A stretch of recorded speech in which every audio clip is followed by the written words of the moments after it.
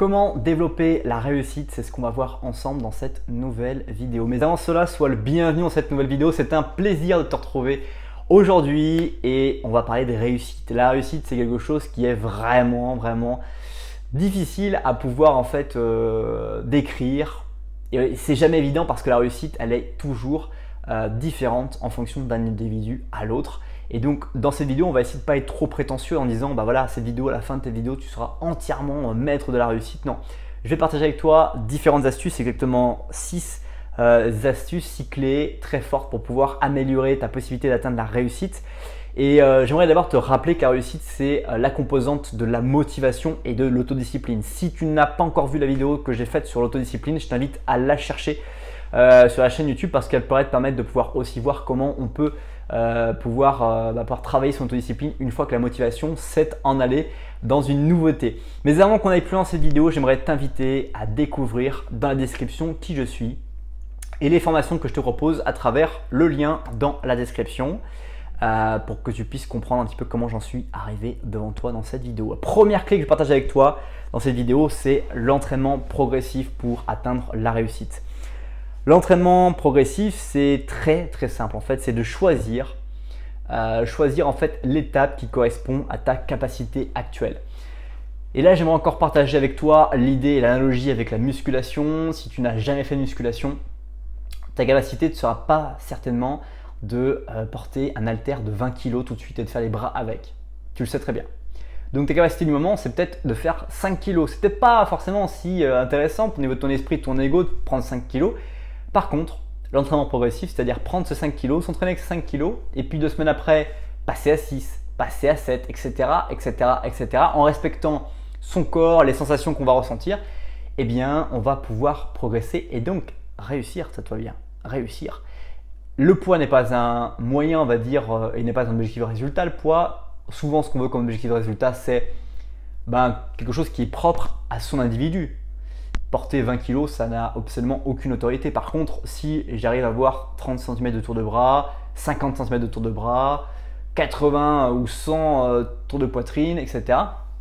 Là, ça devient intéressant pour pouvoir en fait un attribut qui est propre à moi, que j'ai développé et qui finalement est intéressant. Donc quelque chose qui m'a permis de réussir, c'est l'entraînement progressif. Donc aujourd'hui, la question de cette première étape et cette première clé que je partage avec toi, c'est quelle est aujourd'hui la première étape de ton entraînement vers un objectif que tu as.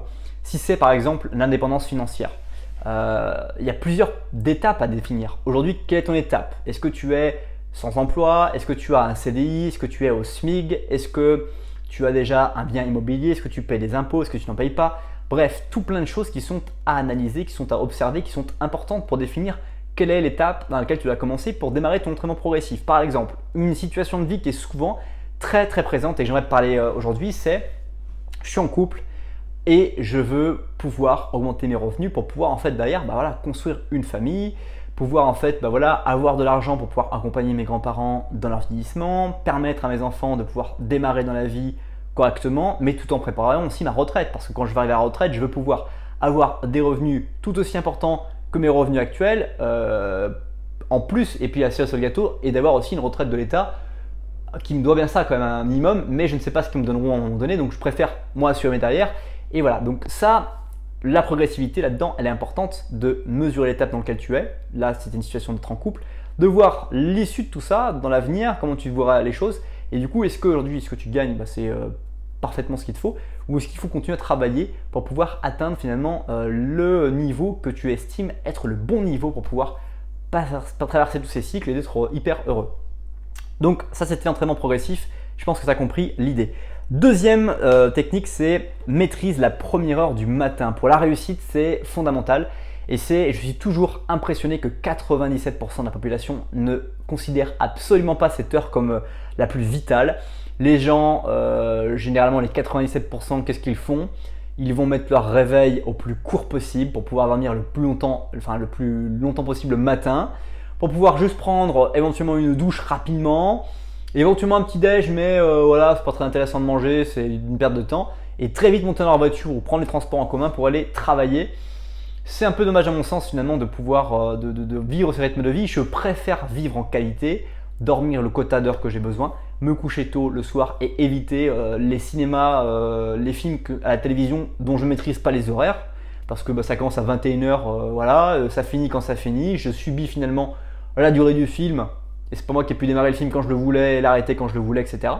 Et le matin, du coup, je me sens fatigué quand le réveil sonne, je décale, je grignote des minutes et ma première heure du matin est finalement pas du tout productive. Finalement, le moment où tu as le plus d'énergie, c'est le matin, c'est pas le soir. Donc, le moment où tu as le plus d'énergie, c'est le moment où tu devrais pouvoir travailler sur toi pour croître personnellement, pour améliorer ta vie durablement. C'est pas de travailler pour les autres toute la journée et puis derrière de te dire qu'est-ce que je peux faire pour améliorer ma vie, pour devenir plus. Parce que en fin de journée, tu as moins d'énergie. Donc finalement, moi, je préfère donner mon énergie du matin, celle qui est la plus présente, celle où je suis vraiment avec le plus de potentiel d'énergie, où mes batteries sont à 100%. Je préfère utiliser cette énergie-là et cette batterie à des choses qui me font avancer mes projets de vie, mes projets dans le temps, etc. plutôt que de consacrer le reste de ma batterie. Et si elle est faible, finalement, je devrais me mettre en charge et je ne pourrais pas avancer sur mes projets personnels. Donc la première heure du matin est importante. Je partage plein de choses avec toi. Tu as dû certainement le voir dans la description de cette vidéo. Dans les formations gratuites que je te propose, tu as des routines de vie, un défi 10 jours anti-routine, tu as plein de techniques que je te partage. Je ne vais pas aller plus loin parce que ça ne te… Voilà, je ne vais pas refaire tout le match encore une fois, mais la première heure du matin, tu dois la considérer et tu dois la définir selon en fait tes envies et de créer une vraie habitude. Ça peut être lire, ça peut être faire du sport, ça peut être faire de la méditation, des pensées positives, la visualisation de ta journée, écrire les objectifs, le planning de ta journée, écrire le planning de ta semaine, de ton mois, comment tu peux gagner, augmenter tes revenus, comment tu peux améliorer tes relations, tu peux te poser des questions à écrire.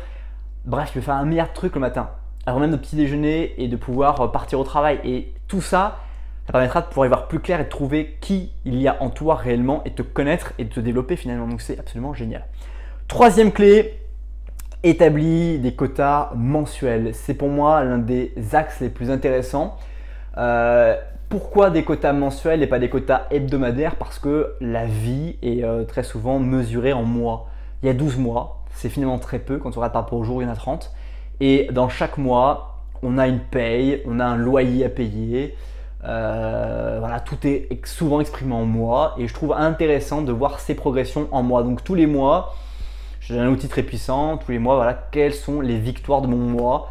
Quelles sont les différences entre le mois, c'est marrant entre mois, le mois du début du mois et le mois, la fin du mois? Comment j'ai évolué, comment j'ai progressé, quel est le gap qui s'est passé dans ces moments, etc. Et tout ça, c'est vraiment intéressant, ces quotas mensuels, mesurer mensuellement les résultats de nos objectifs de résultats. On a des objectifs de résultats très loin et on a des sous-étapes. Et dans ces sous-étapes, est-ce que je rentre ou pas dans ma croissance? Est-ce que j'ai budgété, prévisionné? Je me suis donné un objectif de passage à la fin du mois. Est-ce que j'y suis pas? Pourquoi? Etc. Et tout ça, cette analyse va être hyper intéressante pour pouvoir bien progresser et s'améliorer. Quatrième technique, c'est terminer le plus dur en premier. Dans tout ce que tu commences, terminer ce qu'il y a de plus dur en premier te permet de consacrer encore une fois ta batterie, ta batterie est chargée le matin. Le premier truc le plus dur, ta batterie, il faut la vider au maximum sur le truc le plus dur parce qu'après derrière, tu auras certainement besoin de moins d'énergie pour les autres tâches et donc du coup, tu n'auras pas besoin de autant d'énergie que celle que tu avais besoin pour la tâche la plus difficile. Cinquième clé, c'est soit en compétition. Qui prendra le plus de poids, qui fera le plus gros chiffre au bureau, etc. Essaye de réfléchir en compétition sans pour autant te mettre dans un climat de compétition avec les autres, mais toi te dire voilà, qu'est-ce que font les autres, qu'est-ce que moi j'aimerais faire, quels sont mes objectifs de résultat que je me fixe personnellement. Et ça c'est intéressant parce que dès que tu te fixes des objectifs de résultat tout seul, souvent tu t'aperçois que tu y arrives parce que tu mets les moyens pour y arriver si c'est vraiment l'objectif que tu veux atteindre personnellement. Et sixième clé que je vais partager avec toi, c'était le repos. Le repos est fondamental dans la réussite. Pour pouvoir vraiment bien réussir, il faut compenser des périodes où tu vas travailler énormément, où tu vas vraiment vouloir faire des gaps puissants. Et le repos va permettre aussi de pouvoir refaire un gap en toi, de progression, de digestion de toutes les connaissances, de toutes les pratiques, de toutes les expériences que tu as vécues pour pouvoir en fait les assimiler et te donner un nouvel angle, une nouvelle vision, une nouvelle personnalité, te comprendre et te découvrir le nouveau toi qui s'est réalisé à travers ces nouvelles expériences. Donc voilà, réussir, c'est accepter encore une fois toutes les responsabilités et c'est se focaliser sur un certain nombre de clés. Et je pense que cette vidéo t'a permis de voir d'autres choses, de trouver de nouvelles astuces, de nouvelles idées pour pouvoir avancer dans ta vie. Et j'espère en tout cas que ça a bien fonctionné. Si cette vidéo t'a plu, je t'invite à découvrir dès maintenant la vidéo qui se trouve juste ici, t'abonner à la chaîne juste là et à découvrir mon blog responsabledaffaires.fr dans lequel tu trouveras d'autres techniques, d'autres astuces pour améliorer ta vie et aller au niveau supérieur. Merci pour le temps que tu as consacré à cette nouvelle vidéo. Passe une bonne suite des journées et je te dis à bientôt pour une prochaine vidéo. Bye bye.